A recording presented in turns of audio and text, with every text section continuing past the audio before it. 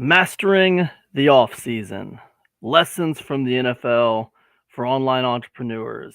This is episode 75 of Index Card Insights. Thanks so much for hanging out with me tonight, you guys. I hope you're doing well.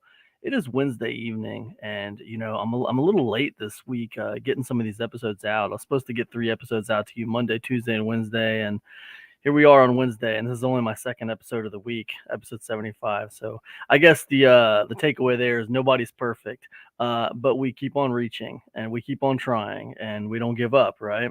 So we keep on going, even though we're not perfect. Vince Lombardi once said that we reach for perfection, knowing that we will not attain it. But in doing so, we achieve excellence, which I love that. I absolutely love it. But anyways, Vince Lombardi, that was a fitting quote because tonight I want to talk to you about the NFL a little bit. My beautiful wife just printed off the new schedule for me for the Cleveland Browns, which I think is amazing. I have it hanging up over here, but it got me to thinking about the NFL and how they do things. And I think there's some lessons we can pull away from this. Now, honestly, there's a lot of lessons. There's a lot of entrepreneurial lessons that I could teach you based off the NFL's playbook. Okay. But I just want to give you 3 insights tonight into some of the things that they do that I think are really cool that we can all learn from, right? So what I noticed that's really striking to me about the NFL is that the NFL legitimately is a 5-month season, right? The NFL starts in September and it wraps up in January. That's 5 months. Now, it has no business occupying a space in our brain, in April or May. Like, it has no business having a space in our brain in those months. But the NFL is really cool because it's strategically made itself like a year-round kind of institution that people talk about. I wrote this down for you. Let me give you an example. So let's start at the end of the regular season. The NFL wraps up its regular season in January. Okay, now let me before I go forward, I want you to know I got some insights for you. I got 3 insights for you that I know that you can take away and you can use for your business. But to give you those insights, I need to give you a little bit of context, okay? So even if you don't like the NFL, I think you'll get something out of this. So just bear with me, all right? The NFL wraps up its regular season in January, okay? All of us NFL fans know this, and if you're a Browns fan like me, generally that's the end of it. That's the end of it for you until next season because the Browns don't go to the playoffs a whole lot, unfortunately. But they wrap up their NFL season in January, all right? Now in February, the next month, the Super Bowl happens, right? Also, the Pro Bowl happens. The Pro Bowl is kind of like the All-Star game for the NFL. That's in early February. We get the Super Bowl. Okay. Now in late February, we got something called the NFL Combine. And that's basically where all these college kids who are planning to go out for the NFL, they do all these, tests, running tests, catching tests. They do all these series of exercises and tests, some of them mental tests, and they're doing it just to kind of be looked at by NFL scouts, right? This all happens in February. Now, keep in mind, these things are advertised. The combine is generally, it's generally broadcasted somewhere. It's not just something that happens behind the scenes. They broadcast the combine on television. It's something that people watch, something people are interested in. They report on the combine. Podcasts talk about the combine. This happens in February. Now in March, the free agency starts.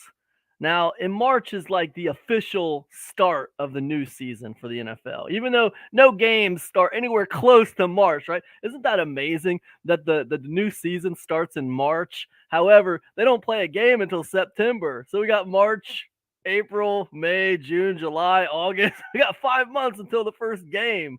But the official start of the new season is March. I want to say it's March 15th. So March, free agency starts at the official beginning of the new season. Now, free agency is interesting because it generates a whole bunch of content, a whole bunch of news, because a lot of players are moving around from different teams. Lots of things are happening, right? There's a lot of moves, a lot of action during free agency. And all of us NFL fans, we're all hoping that our team gets those couple of players that are going to make us relevant the next year. You know what I mean? If we just had this guy, man, we would be Super Bowl bound. You know what I mean?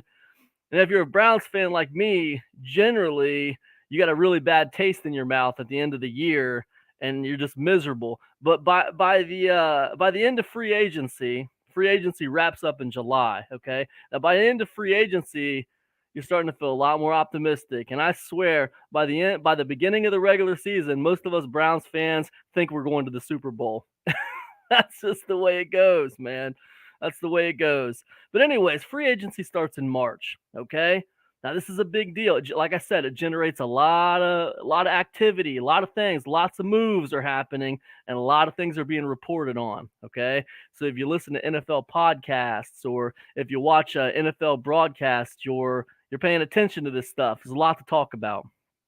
In April, the very next month, the draft happens. This is a big deal, right? This is a big deal. This is the NFL draft. That's where NFL teams get their rookies, right? The rookies from college join the NFL. And, some NFL teams are looking to get that quarterback that might just make them relevant again. Or it might be the running back, or it could be whatever, right? But the draft is a big deal. It's like Christmas for some NFL teams. But the NFL draft happens in April, okay? And in May, the NFL releases its schedule, all right? They release their schedule in May. Now, this is no just thing that they just drop out, okay? They announce it. They say, hey, the NFL is going to release our schedule on May 11th. It's coming up. Get ready, right? It's coming up. Get ready. It's a big deal, right? The releasing of the new NFL schedule happens, and it happens in May. And when that thing is released, everyone's talking about it, right? Whoever your team is, you're looking at the schedule, you're talking about it, right? It's a big deal, and it happens in May. Now in June, I was thinking about June, and I was thinking, I don't know that tons of official things are happening in June. I bet there are a couple, and I'm just not thinking of them. But I listen to the podcasts and I watch the publications and stuff, and never's any shortage of news in June. There's always something happening in June, whether it's free agency signings or trades or whatever. There's always something happening, right? So we got to understand, even though I can't think of anything official that happens in June, free agency is still going on, and they're still reporting on all that stuff.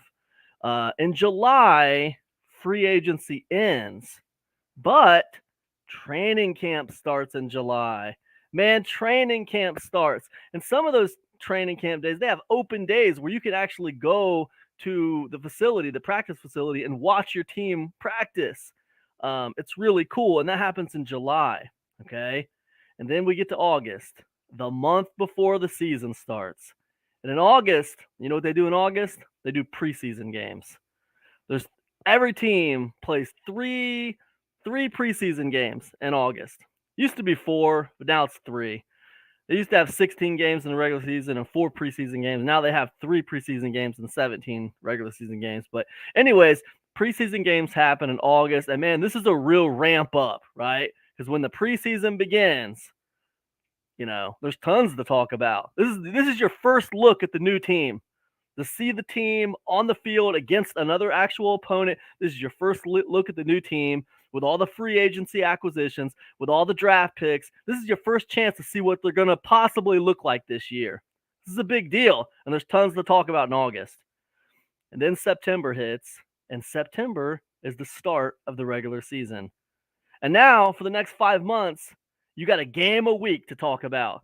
The game happens on Sunday, and then all week long, you're talking about it. The first part of the week, you're talking about the last game that happened. Then the second part of the week, you're talking about the next game that's going to happen, right? And it's like that for the whole 5 months. The first part of the week, you're talking about the game that just happened. Then the later part of the week, you're talking about the game that's getting ready to happen, right? So you got content for the next 5 months, right? So this is the whole 12 months of the year. And this is how masterfully the NFL has turned a 5-month season into a 12-month event, right? Now, I could go so deep into this and tell you some, but I'm not going to do that here. I want to give you 3 insights on this situation. I needed to tell you, I needed to give you the timeline there to really show you how they've done this. It's really masterful. Um, Big Michael Johnson in house has 5 months of anticipation. He's right. He's right. And actually, we're going to talk about that, Michael. You're absolutely right, man. Good point. Let me give you guys some insights. Insight number 1, all right? With the NFL, it's always something. It's always something in the NFL, you guys. Did you notice how I walked through the whole timeline of events? Almost every single month, there is something strategically happening in the NFL to talk about. Something like Michael said, to build anticipation about. There's always something every single month, just about every single month. There's always something happening to keep things relevant with the NFL, to keep you talking about the NFL. Now, think about that for a second. As an online entrepreneur, could you take a page out of their playbook? The most successful entrepreneurs do. They keep themselves relevant. They stay top of mind. Even think about me doing these podcasts 3 times a week, and then I've been experimenting with shorts lately. I've been experimenting with shorts. Maybe tomorrow I'll do another podcast here, and we'll talk about shorts, because I've got some really interesting things to talk to you guys about when it comes to shorts. But I can do a podcast Monday, Tuesday, and Wednesday, right? And then Thursday, Friday, Saturday, Sunday, I can publish a few shorts based off of the content I put in those original podcasts. Boom, boom, boom, boom. Why? Why would I bother doing that? Right? That's a pain in the butt. I bother doing it because that keeps me relevant. That keeps me top of mind all week long, and not just on Monday, Tuesday, and Wednesday. Right? Not that just Monday, Tuesday, and Wednesday are bad, but would it be better to publish every day if I could find a way to do it without doing any additional work? Of course. Of course. That's a page right out of the NFL's playbook, right? They don't want to be relevant 5 months out of the year. They want to be relevant 12 months out of the year.